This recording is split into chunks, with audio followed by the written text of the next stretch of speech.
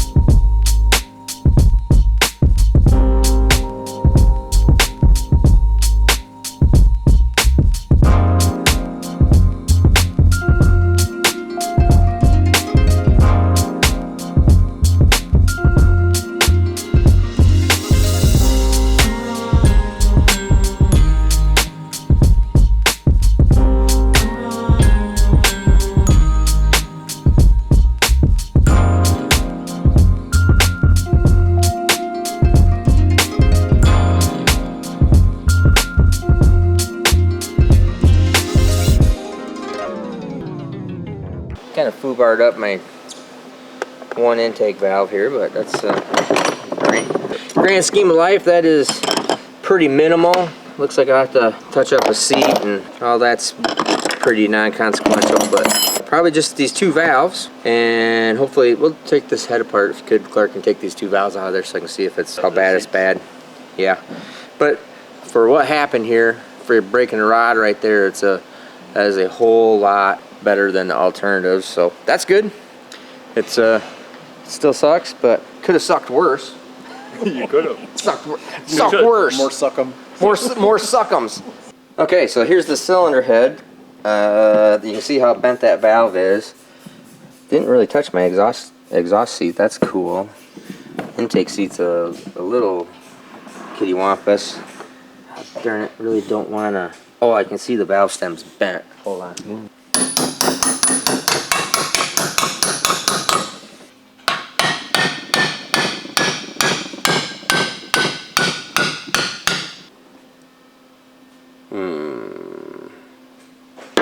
Not sure if I'm going to use it or not. Here you look like this, proper tool for the job.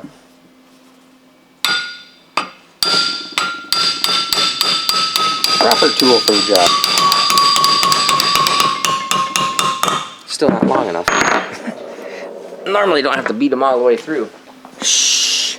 Don't tell Kyle I'm using a screwdriver.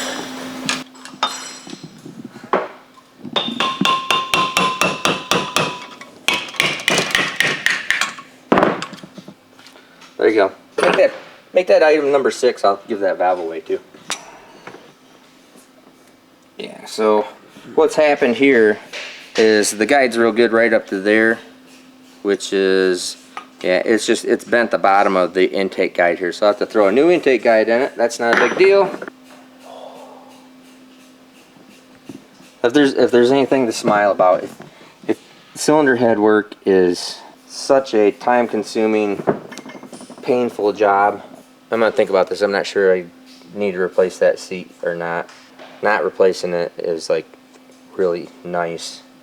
Replacing it really sucks. I can feel it's probably just pushed in a little bit, but I'm gonna do some thinking about that.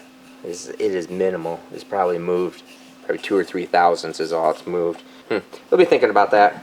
This little damage up through here is nothing. Don't care. It's no big deal. I absolutely will not weld and make this like brand new because it has zero effect on performance. Does nothing but cause me a whole bunch of grief, work, and time. And this is my own personal motor, so I'm not going to fix that kind of stuff. We'll knock this piston and rod out real quick here, and then I will show you and explain to you exactly what's happened. And then I got to go back to work. Go back to work. So originally, we thought that the connecting rod had given up the ghost because I couldn't explain why it had broken a connecting rod. So we started talking about it. It's not broken this connecting rod, which is actually really good. I'm happy about that. Has obviously destroyed and broken up this other connecting rod. What has happened, let me grab my piece. This used to go right there. This broke off. Yes, this is extremely rare. No, this has never happened to me before. I have had head studs break, and there was a little rash of LS main studs because ARP was so backed up during this whole COVID bull crap that there was a bunch of Chinese studs that came across. No, these are not Chinese. There was a whole bunch of Chinese main studs that came through, and they would do this exact thing, where it was a bad material, bad batch of material. Well, it's just bad material because it came out of China. This, I've already talked to the stud company.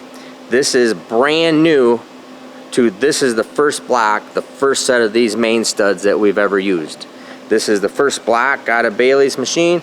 This is the first block with these main studs. I've already contacted and talked to the stud provider and immediately said there is a problem because these all torqued up fine, torqued up perfectly okay. Never even gave it a second thought, but that is a material failure.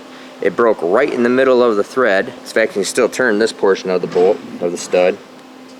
There is no way of, you can't measure stretch because you can't get to the other side of the bolt, so that's not practical. You can't do that. Torque to 150 pounds on these, which should be plenty and is correct. I mean, this is still going in, out, no problem.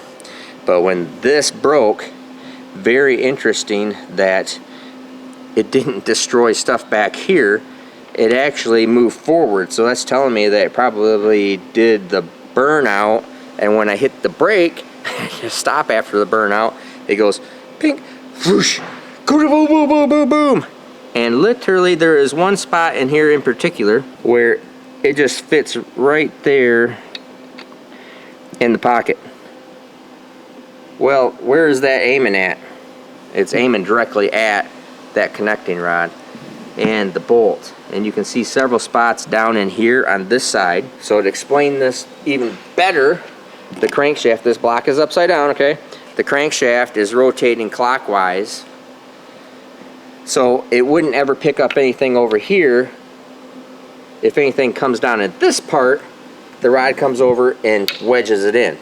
If it ever came over on this part, from the oil pan side, it would actually kick it out. It gets wedged up right in here, a couple different spots. This one in particular, bang, it just sits there and fits like in a pocket. Down here, there's all sorts of spots where you see these big, there's another one. It literally is just like sitting there in a pocket. So it comes in, the crankshaft grabs it because it's spinning this direction, grabs it right here, throws it in a block, blows my freaking rod up. Not a connecting rod problem. Thank you Jesus, because that could have been a bad deal. Because I have so many of these rods, I have so many of these end stuff, and I have so many, you know, things going on that I would have had to. It would have cost me dearly to replace people's connecting rods and to be preventative maintenance. Now, any rod can break. This is not your 350 Chevy. This is not a stock LS. This is something that makes 4,000 plus horsepower. So parts can break, period. But shouldn't have ever done what this did. And now I know why. Because it had an outside source, outside cause make an effect here. So like I said, I've already talked to the stud company. I'm going to send this back. They're going to see exactly what happened. Obviously, they have a bad batch of material. They have other studs that they immediately have tested that they did for me.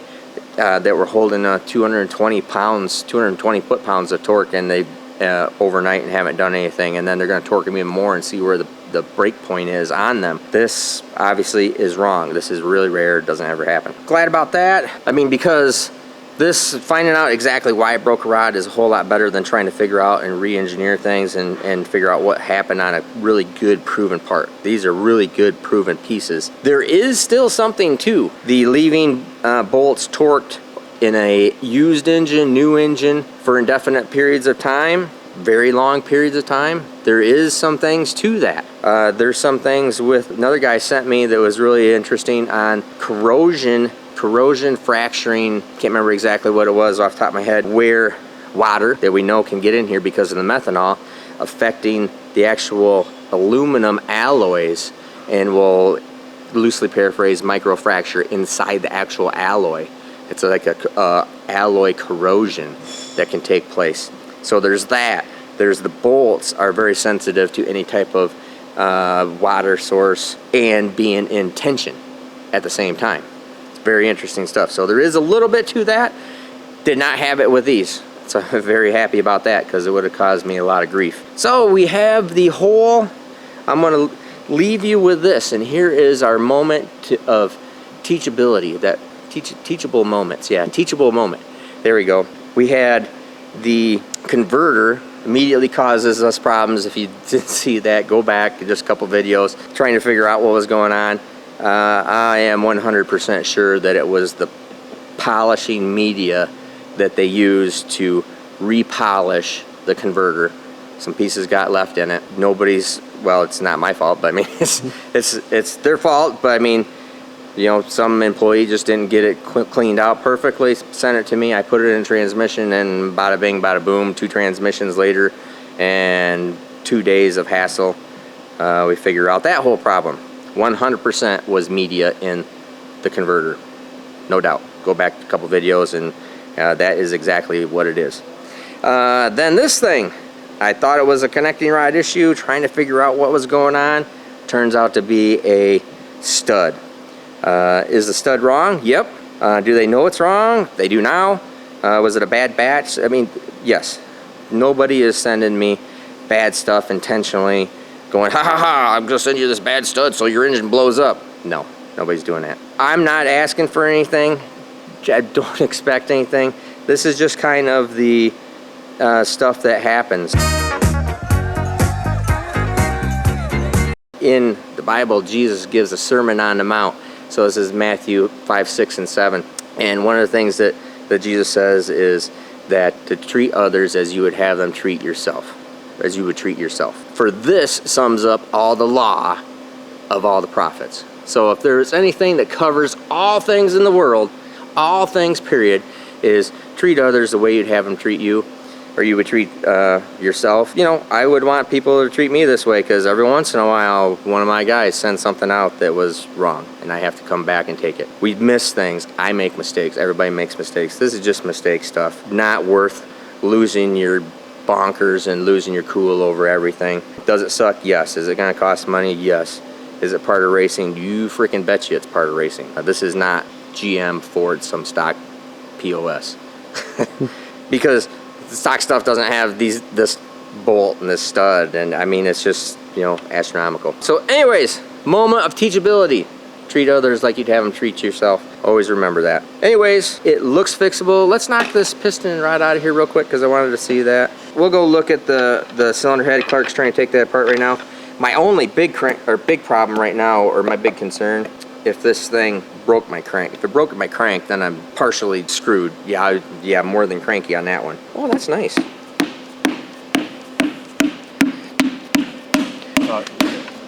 I got hit in the gasket now. So let's, you know, do a little coverage. I think we'll obviously do some kind of giveaway on this thing. Okay, we're gonna roll this over so we can get this out. I broke that head off of that. Yep. Nice. Let me get this gasket off here real quick. I should have taken this off first. I even thought about it. Come on, little buddy. Oh. Good paperweight. Yeah, good paperweight. All right, here is everybody loves this stuff. We might as well do another giveaway. Guess what you're gonna win? Or guess what you're gonna get? We got that. I'm also obviously I'm not gonna bother fixing this oil pan. So we're gonna let's see here. I think we'll do one oil pan giveaway, this entire piece here. And what I'm gonna do is we're gonna make a little, this time, we're gonna make a little display box out of it. So instead of just sending you this stuff and have you put it in your own little display box, I think I'm gonna put a display box together like this. One more time, it's not the connecting rod's fault. I did not break a connecting rod. Broke a main bolt. The main bolt came over, wedged, and blew this thing up. And it does crazy crap when it does that. I mean, you stop this thing, well, you're not even stopping it. This thing is 7,800 RPM, and the burnout stops somewhere in the mean of that, or if it did it, even if it just did it on the, hit it, came back, did the, because I came into it, well, no, I know it burned, I know it hurt this one on the burnout. I think it did this one on the staging the car. So anyways, we'll have this one, the oil pan. This will be like the grand prize. Oil pan, and this other connecting on. Oh, this is really, you should take a picture of this. This is really screwed up right in there. Look at that. That's pretty cool. Oh, you really can't see it with the light. Can you add more light to it? That's great. That is beat up. Look how beat up that is, and that rod's still hanging in there. So that tells you how tough these rods are, but how bad that thing gets whacked. Just because you buy it, you've got to be clear, we're just going to randomly put in this in one order, the oil pan with one order, that piston and rod with one order, these two pistons and rods in one order. You can't have these four because I'm going to use them for spares because they're like brand new. So I don't know how many that is. You guys have to count. Can't count right now. So not everybody is going to get one. Just because you buy something doesn't mean you're going to get something. I'm just randomly putting this in random orders until Friday. Friday will be the 26th. So up to the 26th, I'm going to have to knock these two sleeves out. These sleeves look okay. We're going to roll this back over and see what's going on with the camshaft and see if, oh, did you already slid this one out, huh? Yeah, so see, it hits that lifter and then pushes the sleeve up, which is exactly what it's supposed to do. Anyway, so we'll have 1, 2, 3, 4, 5. So 5 things. There we go. 26. To help us out, that's cool. I appreciate it. I know people love this kind of stuff. I'll sign it, autograph it. You can wall mount it. Put this one in a cool little display case. And I do appreciate all. We'll show you how I'm going to fix these sleeves, and I'll put this thing all together. So Lord willing, I plan on being at Sick Summer. Sorry, we're going to be at Sick Summer in a couple weeks here. Got to get this thing back together. Clark's going to finish tearing it apart. I got to put other people's stuff together. Oh, also, you're starting to figure out why it is really hard to be an engine builder and get stuff done. Last week, Bailey came in for emergency repair. That stopped everything. Clark came in for emergency repair. Didn't even cover that. That stopped all that stuff. That's why Clark's here fixing this for me, because I fixed his stuff. And that was all in the midst of getting this. And then Alex Taylor shows up at the last minute too, needing her stuff done, and I even had to leave and let her continue using the shop. We really try to make sure that we're getting everything done that we possibly can for customers, and we take care of issues, help people out, always helping people out, and sometimes it just really slows us down. So anyways, like, subscribe, share, get some merch. Maybe you can get this, or my oil pan, one of the other cool, almost broken connecting rods. And let me think here. I think that's it. I'm Steve Morris. Have a better day than me.